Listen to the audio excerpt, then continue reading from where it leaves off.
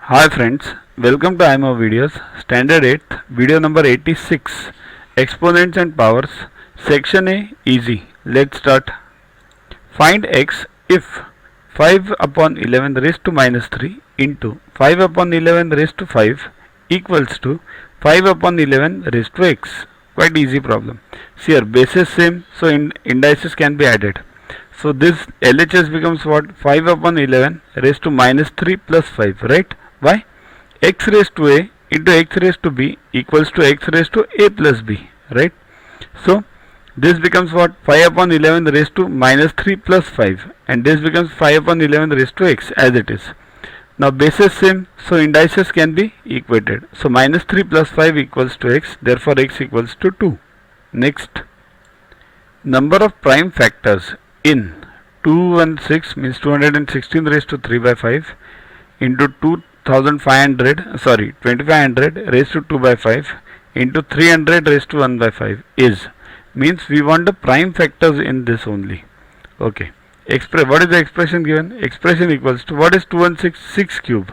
So 6 cube raised to 3 by 5, then this is what? 50 square. 2500 means 50 square raised to 2 by 5, and this is 3 into 100 raised to 1 by 5.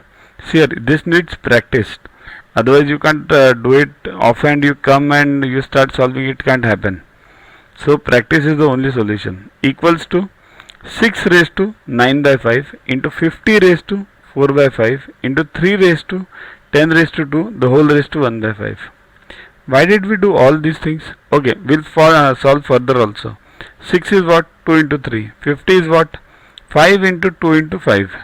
3 into 10 raised to 2. Okay, so 3 into 10 raised to 2 means what?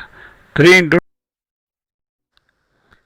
To watch the videos further, kindly download Yuvaguru app from Play Store and follow the paid version in 10+2 section.